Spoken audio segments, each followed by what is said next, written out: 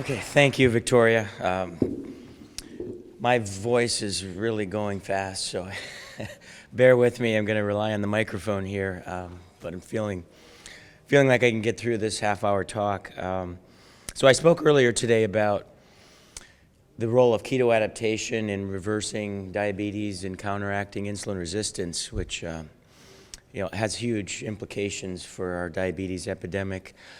And I've always, over the last 15, 20 years, I've been studying ketogenic diets. I've always thought there may be a role for athletes in enhancing performance, but I have to admit it's been quite shocking the last several years how many athletes have converted to low carb and not just being able to perform exercise, but to really excel at exercise. So the talk today, I really want to focus on some of the evidence that's suggesting keto adaptation is not only relevant for reversing diabetes, and of course you've learned about many other applications on the clinical side at the conference, including cancer and maybe Alzheimer's and other diseases. But at the complete other end of the spectrum, the same diet may actually help perform optimally. That's pretty neat, I think. So some of the evidence that this works is really coming from athletes that are out on the front lines competing. There are many ultra-endurance athletes who are setting course records or national records. Here's just a handful. And I think there's a growing list of athletes that are setting their own PRs even into middle age and having really life-changing, transformative experiences when they're keto adapted. So this is fascinating. It's not science, right? These are all N of 1 experiments. But when you have now dozens and hundreds probably of N of 1 experiments all showing very positive effects, it's hard to ignore. So, we're at a point now where you have some really good books out there talking about the role of keto adaptation and low-carb diets for athletes. And you've got some mainstream athletes now. I mean, the ultra-endurance world is still a pretty small group of people that doesn't get a lot of publicity, but you've got the top 2 Tour de France winners now coming out acknowledging they are low-carb athletes. That's pretty amazing.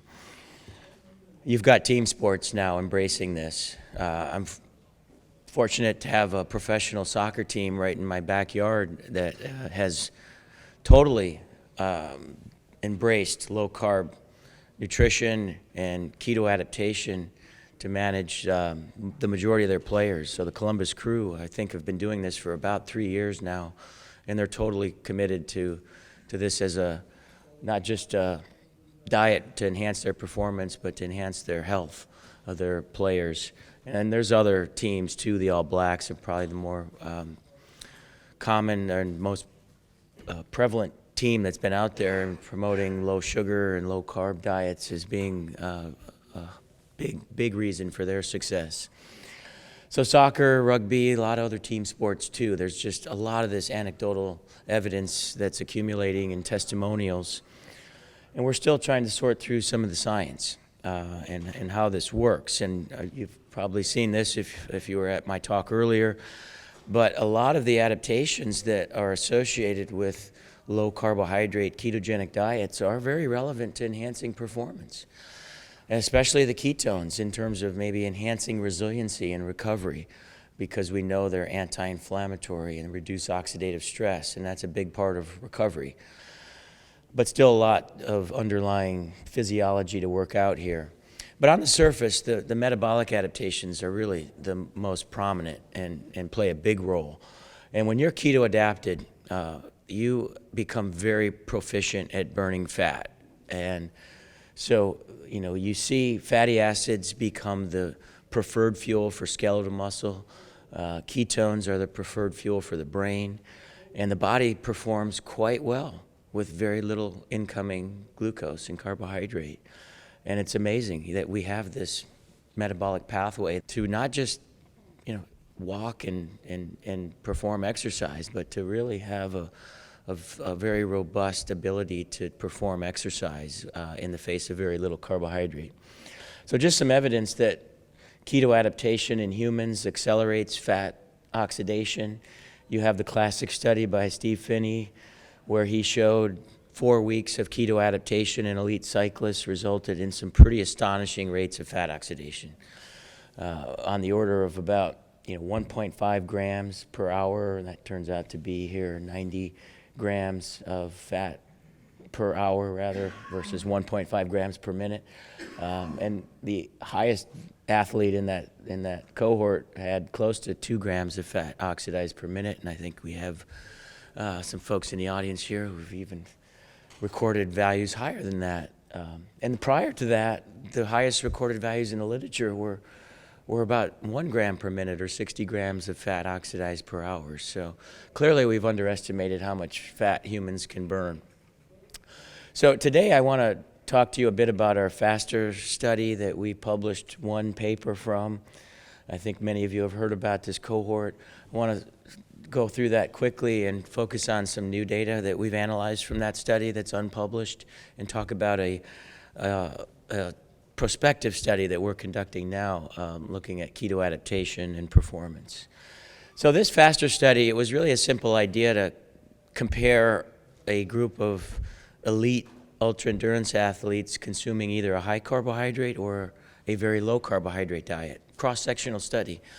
And we were quite taken back with how many athletes were willing to come to our lab. We had to kind of shut it down with 20 people that we flew from all over the country and all over the world to come to our lab and go through a battery of tests. And I'll just emphasize that these are all very high-level athletes, and the two groups are actually very well matched on age and competition status, even VO2 max, so they're same aerobic capacity.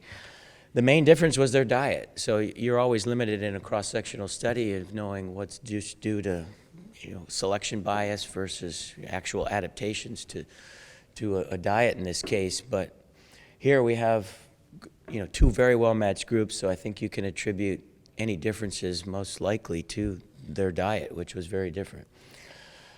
So we ran them through a battery of tests over 2.5 days, included muscle biopsies and fat biopsies, and running on a treadmill for 3 hours. And the main finding that we published in Metabolism last year was that their peak fat oxidation was up in that range that Phinney had showed back in the mid-'80s, that the peak fat oxidation was over 2-fold higher in the keto-adapted athletes. And now these high-carb athletes are very well trained, and training accelerates fat oxidation. So these are very good fat burners in the high-carb group. So the keto-adapted athletes just destroy that mean value, and actually every single person that's keto-adapted is higher than the highest fat burner in the high-carb group. And that ability to burn fat manifests over the entire exercise intensity spectrum. So you are actually able to burn fat at higher exercise intensities. So the peak fat burning occurs somewhere around 75, in some of these athletes 80% of VO2 max, where in the high carb athletes, and other studies confirm this, it occurs around 50, 55, maybe 60% VO2 max. So just incredible amount of adaptations to be able to mobilize and utilize fat for fuel when you're in the keto-adapted state, and that occurs even at submaximal and higher exercise intensities. When you run for 3 hours, which is not too challenging for these athletes, they're ultra athletes, they run 100 miles, sometimes longer, you can see they do that while burning almost all fat. The typical response is on the left, where you burn half carbs, half fat, and eventually these athletes run out of glycogen, and they're pretty near fatigue then, unless they're really aggressive in ingesting carbohydrate and sugars. So you can see this is just a pretty easy to understand advantage. If you're a really good fat burner, you can access your adipose tissue. You've got a much bigger fuel tank you can tap into and not have to worry about in-race calories as much as you do if you're dependent on carbs. Ketones are higher throughout exercise. This is a 3-hour run on the treadmill and into recovery. Glycerol is a pretty good indicator of fat breakdown in adipose tissue. So enhanced lipolysis not unexpected. The keto-adapted athletes are breaking down fat at a much higher rate than the high-carb athletes, and so fatty acid delivery to muscle is certainly one substrate that's contributing to the higher fat oxidation. And this was really surprising, that despite the greater fat oxidation and very little carbohydrate intake, these keto-adapted athletes are maintaining their glycogen stores. And so we were taken back by this. It was completely unexpected.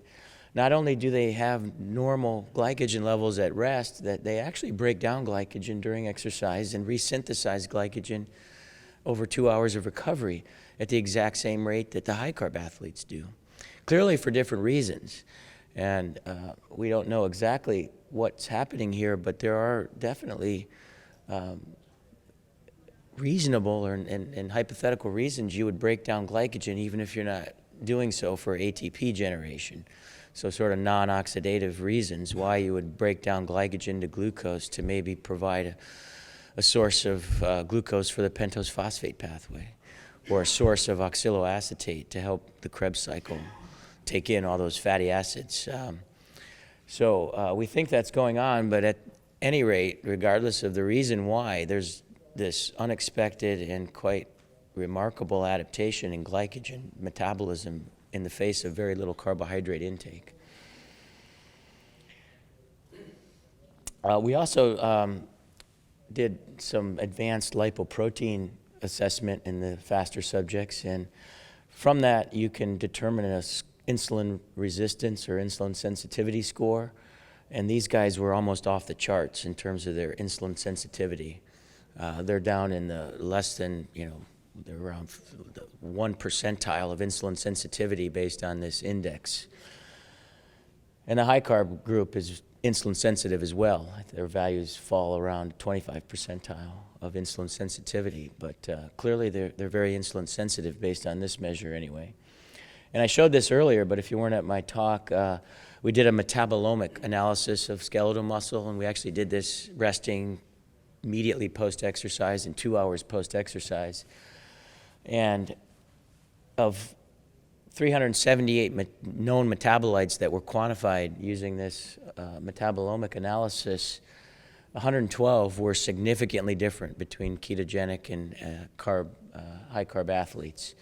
And these all focused around metabolic pathways, primarily fatty acid metabolism. So you can see the top metabolites that were different in the table on the bottom right, and these are all related to carnitine derivatives, and beta-hydroxybutyrate was higher. So it just shows you how robust the metabolic adaptations are when you're keto adapted, that you're having a dramatic impact on the metabolome within skeletal muscle. And there's also levels occurring at the gene expression level.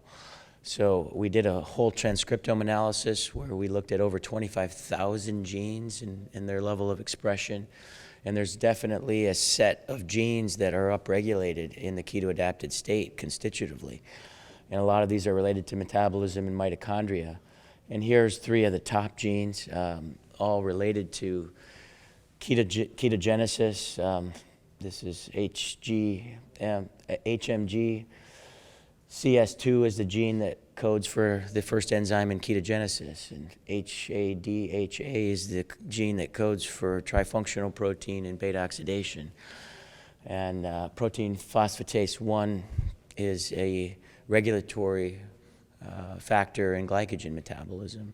So all these make a heck of a lot of sense, and the fact they came out on top when there's 25,000 genes competing to be different, tells me this is more than just voodoo, even though the technology is almost hard to grasp that you can quantify 25,000 genes in one sample.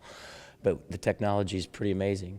There's a bunch of other genes too. I won't go into all of those, but we're working on that paper. There's some genes in histone metabolism that were different, which is really interesting given the emerging role of beta-hydroxybutyrate as a HDAC inhibitor, really emphasizing the epigenetic effects of the keto-adapted phenotype.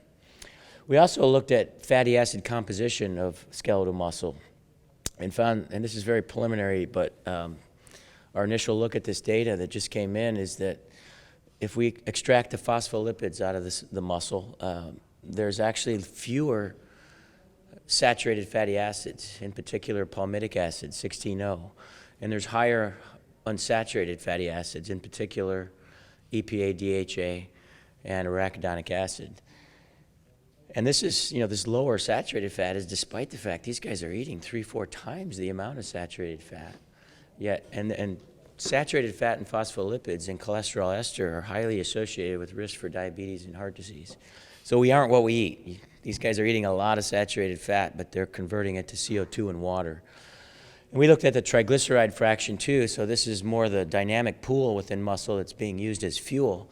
And we actually see an increase in saturated fat in that fraction, but there's no evidence that that confers any risk. That's just the preferred fuel for muscle. So it's going up, in particular in C14, C18, and there's a decrease in palmitoleic acid, 16-1, which is something very consistent we've seen across studies over the last decade that indicates less de novo lipogenesis. And then we've done some additional analysis. My graduate student, Parker Hyde, who has a poster this evening, and some of my other doctoral students did several anabolic hormone analyses. And I'd encourage you to see that poster, first of all, to look at some of the other hormones we looked at. But the cliff notes is that the anabolic hormone response is retained in these keto-adapted athletes, and there does seem to be some evidence of a higher growth hormone response, especially at baseline. And so we're not exactly sure, how to interpret that, what that means, but you can see the individual data here, a lot of variability, but the mean response is over twofold higher at baseline. And then another one of my doctoral students, Vin Miller, has an interest in mitochondrial adaptations and oxidative stress, and so we looked at a couple circulating oxidative stress markers. And this is really interesting and a bit of a head scratcher too. He has a poster this evening, so please stop by and talk to Vin. He will have some additional interpretation and explanation for these data, but we actually see a higher oxidized guanine species, and this is the exercise-induced response we're looking at here. But it's transient, and it does come back down to levels similar to high-carb athletes by 2 hours post-exercise. But protein carbonyls are lower post-exercise.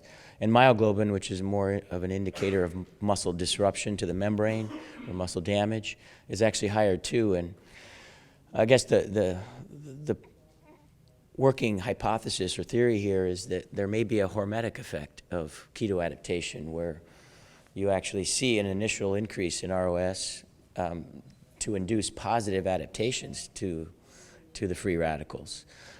Because constitutively, we know from other studies that oxidative stress is reduced. So this may even tie into some of the evidence in cancer. I know that there's some bit of a conundrum how ROS is playing a role in radiation therapy and how keto adaptation may be overlaying on top of that.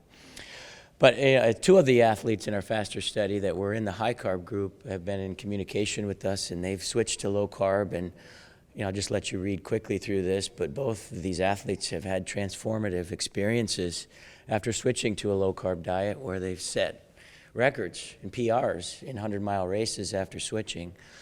So there's clearly at least a subgroup, if not a large cohort of people who do quite well on a ketogenic diet. And we've also looked at ketogenic diets in resistance training. One of the biggest effects is in body composition, where you see pretty dramatic improvements in percent body fat. So 12 weeks of training in keto adaptation reduced body fat by over 5%.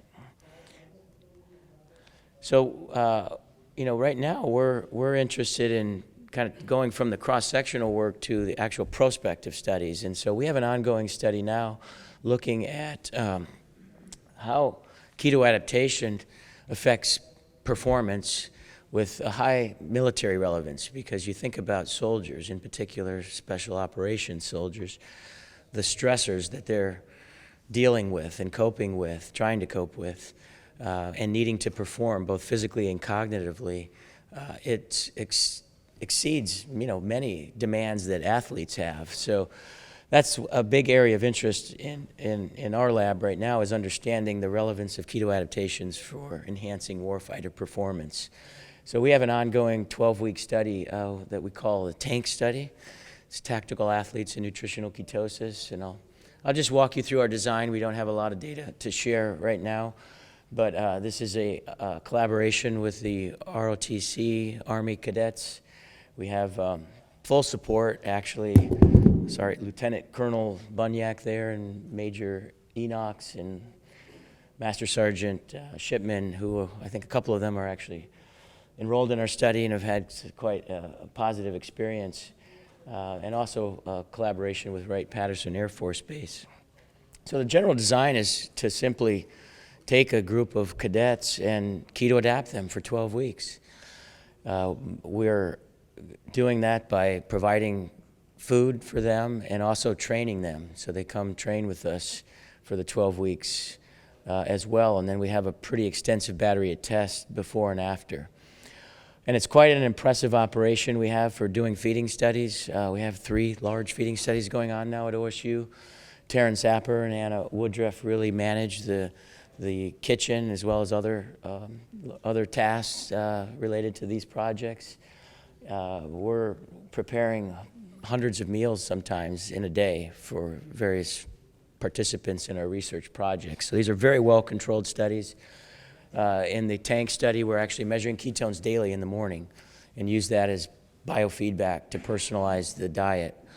And in the 4 or 5 participants that have completed our study, their average beta-hydroxybutyrate level is 1.4 millimolar. So the training, we're supervising the training 2 times a week, plus they do their normal physical training for the Army. So it's focused on strength and power more than endurance, but it is a kind of a mixed modality type training. We're doing a whole range of tests at baseline, including muscle biopsies, and Dr. Arnold is our resident expert in doing muscle biopsies. He's also a recent convert to the ketogenic diet. We convinced him to adopt our diet, and he cannot stop talking about how much it's done to his general well-being, and he's quite an avid endurance athlete too, and it's been transformative for him. Another convert, let's say. We're doing DEXAs and resting metabolic rates. Also some really advanced testing with MRI, looking at ectopic fat accumulation, as well as some advanced measures of structure and function of cardiac morphology. And so that's all being done in a specialized MRI where we have a treadmill that's coupled with it, and we actually look at heart functioning immediately after exercise on a treadmill. And we're also looking at cognitive function. This is really a wide open area, but super important for military personnel who need to make important decisions, often under stress. So we're looking at a variety of different cognitive tests under the stress of exercise. And hopefully we'll be integrating soon some really, specific tasks for soldiers. So we have a shoot house that we're incorporating into our lab where we can look at, accuracy and precision of shooting while being keto adapted. We have a casualty drag, which is, again, more on the military-specific task and physical performance. And I'll just share very quickly some data with you. Very preliminary here, so I'll emphasize that. We have completed actually 5 or 6 people now, but we have 4 tabulated. And you can see these cadets lost weight, lost a lot of body fat. In fact, every one of these 4 participants lost a significant amount of fat mass, and their strength's gone up. And you're going to hear more about that with the next talk with Dr. Wilson. that clearly keto adaptation doesn't compromise strength gains, may actually optimize them in some cases, but clearly losing fat and getting stronger is not a bad thing for most athletes or soldiers. So Rich LaFountain has a poster as well that you want to learn more about that. He'll be presenting this evening. So in summary, keto adaptation appears to be quite effective in optimizing performance in endurance athletes and maybe even some strength and power athletes, and clearly certain professions like soldiers where there's a big demand on physical and cognitive performance. And I won't go through all these lists, but there's a lot of reasons why keto adaptation may work in athletes, not just because they can burn more fat. Again, it's this pleiotropic effects of ketosis that really give this resiliency to athletes to be able to recover faster. So I'll stop there, and if there's time for questions, I'll do that, or we can go straight to the next talk. Okay.